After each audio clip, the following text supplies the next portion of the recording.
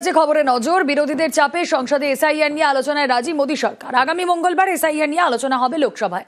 10 ঘন্টা সময় দিল কেন্দ্র। শীতকালীন অধিবেশনের শুরু থেকেই এসআইআর নিয়ে আলোচনা চেয়ে চড়া সুর বিরোধীদের।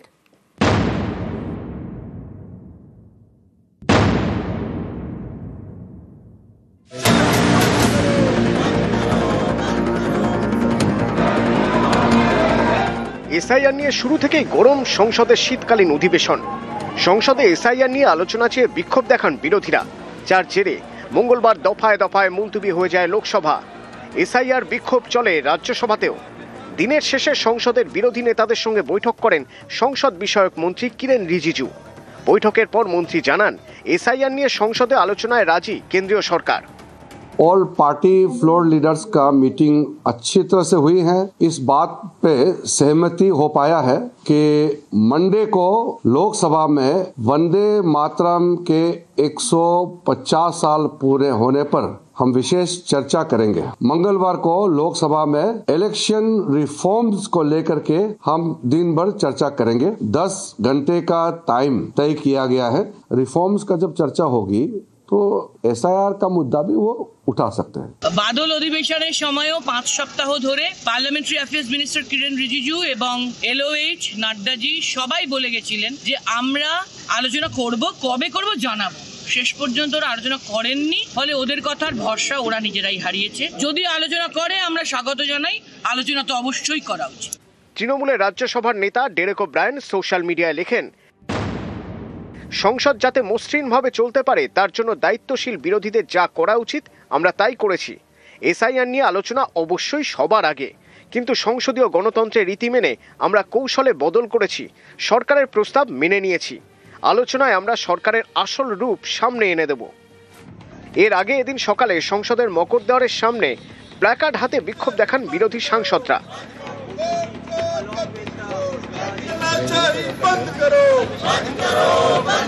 লোকসভা শুরু হতেই এসআইআর নিয়ে আলোচনার দাবিতে বিক্ষোভ দেখাতে শুরু করেন বিরোধীরা। দফায় দফায় মুলতবি হয়ে যায় অধিবেশন। You ask me every day why Parliament is not functioning. It's not functioning because they're refusing to talk about anything. So it's very easy to blame the opposition, but the fact is they are not allowing any discussion on anything, and that is not democracy. রাজ্যসভায় অধিবেশন চলে, slogan বিক্ষোভও চলতে থাকে। বিক্ষোভ থামাতে বিরোধী নেতাদের বৈঠকে ডাকেন সংসদ বিষয়ক মন্ত্রী কিরেন রিজিজু। রিজিজু বলেন, সরকার এসআইআর নিয়ে আলোচনায় রাজি। বিরোধী নেতারা তাকে বলেন সংসদের ভিতরে গিয়ে তা ঘোষণা করতে। দুপুরে রাজ্যসভায় দাঁড়িয়ে কিরেন রিজিজু বলেন,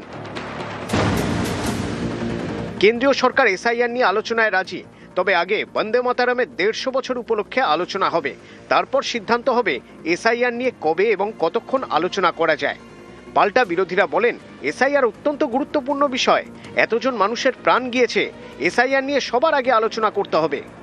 বিরোধীদের দাবি মানতে চায়নি সরকার পক্ষ। তারপরই রাজ্যসভা থেকে ওয়াকআউট করেন বিরোধীরা।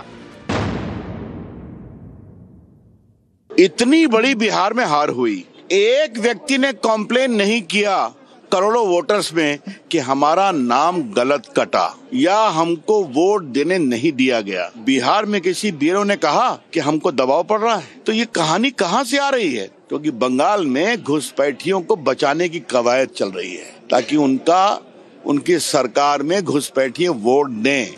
দিনের শেষে যদিও বিরোধীদের দাবি মেনে নেয় সরকার, আগামী মঙ্গলবার লোকসভায় এসআইআর নিয়ে আলোচনা। নিউজ 18 বাংলা। বাংলায় ডিটেনশন ক্যাম্প নয়, ডিটেনশন ক্যাম্প করে কাউকে দুর্ভোগে ফেলা হবে না। রাজ্য সরকারের রিপোর্ট কার্ড পেশ করে দাবি মুখ্যমন্ত্রীর।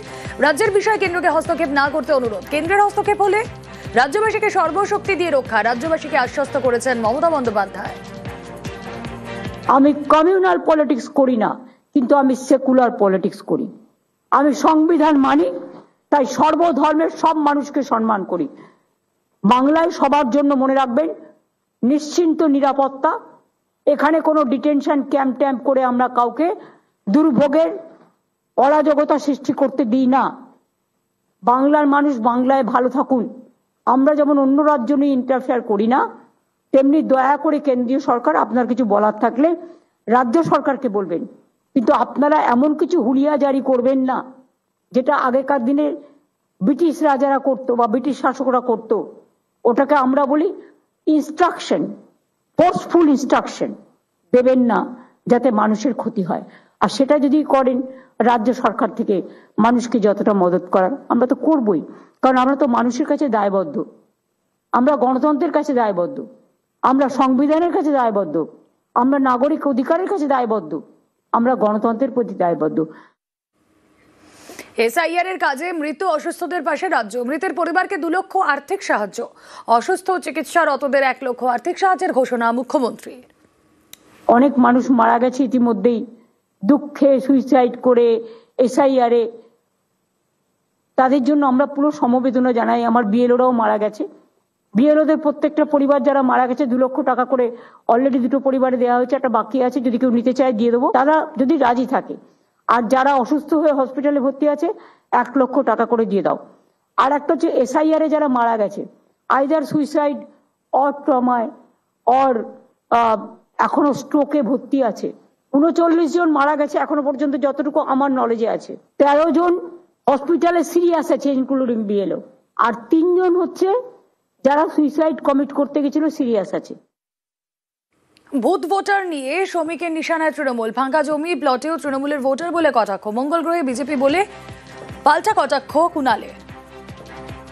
দুয়ারে সরকার কবরে ভোটার, ভোটের দিন আসবেন, কবর থেকে উঠে ভোট দিয়ে আবার কবরে ফিরে চলে যাবেন। যারা ওই দিন প্রিসাইডিং অফিসার থাকবেন, যদি ভূতের ভয় থাকে আগেই বোঝা টোঝা নিয়ে যাবেন, কারণ ভূত ভোট দিতে আসবে। ফাঁকা জমি, ফাঁকা প্লট, সেখানেও ভোটারের নাম তোলা। পশ্চিমবঙ্গের এই এসআইআর প্রক্রিয়া দেখবার জন্য সারা ভারতবর্ষের বিরোধী দলের নেতাদের এবং দেশের বিভিন্ন মানুষ পর্যটনেও আসতে পারেন এখন বাংলায়। দুয়ারে সরকার কবরে ভোটার, তার পরের শব্দটা কোথায়? মঙ্গল গ্রহে বিজেপি। শ্রমিক ভট্টাচার্য, আপনি এইসব কথা বলছেন কেন? বিএলএ 2 কোথায়? আপনাদের লোক নেই, জন নেই, সংগঠন নেই, সেগুলোকে ঢাকতে এখন মৃত ভোটার কেন থাকবে? উঠে এসে ভোট দেবে। আপনি পরিষ্কার বলুন, আপনার বিএলএ 2 ওই বুথে কি করছিল? আপত্তি তো করবেন নির্বাচন কমিশনে। আপনি এখানে সাহিত্য করছেন, এটা কি ঠিক হচ্ছে শ্রমিক বাবু? রোহিঙ্গাদের নিয়ে করা সুপ্রিম কোর্ট, রোহিঙ্গা শরণার্থীদের জন্য কি লাল কার্পেট? শুনানিতে প্রশ্ন প্রধান বিচারপতি সূর্যকান্তর, চোরাপথে ঢুকলেও রোহিঙ্গাদের কেন খাবার আশ্রয়? রোহিঙ্গাদের ফেরত পাঠালে অসুবিধা কোথায়?